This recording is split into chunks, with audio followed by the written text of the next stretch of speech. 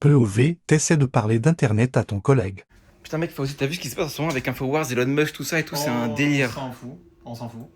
Personne n'a la ref. Non, non, je suis désolé, ça n'intéresse personne. Personne. Personne. D'accord.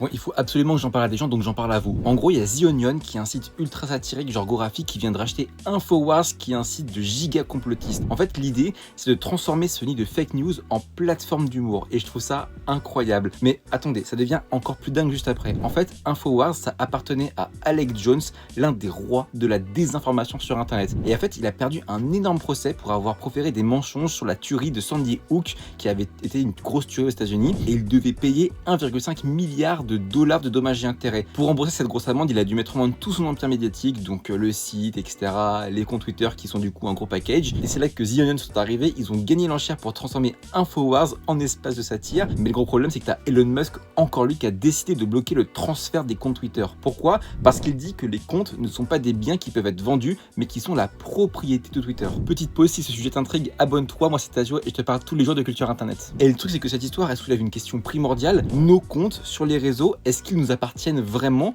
ou est-ce qu'on est à la merci des plateformes comme le montre Musk ici encore une fois? Bien évidemment, nos comptes ils appartiennent aux réseaux, on vient de le voir. Et du coup, entre satire, complotisme et pouvoir des réseaux, c'est tout notre rapport à Internet qui est mis en cause et au fait d'avoir accès à des réseaux qui devraient être moins centralisés. Bon là, je vous l'ai fait en rapide, mais si vous voulez voir toute l'histoire, ma chronique complète est dispo sur ma chaîne Culture Internet Tazio ou l'app de Radio France, pareil, cherchez Culture Internet. À demain!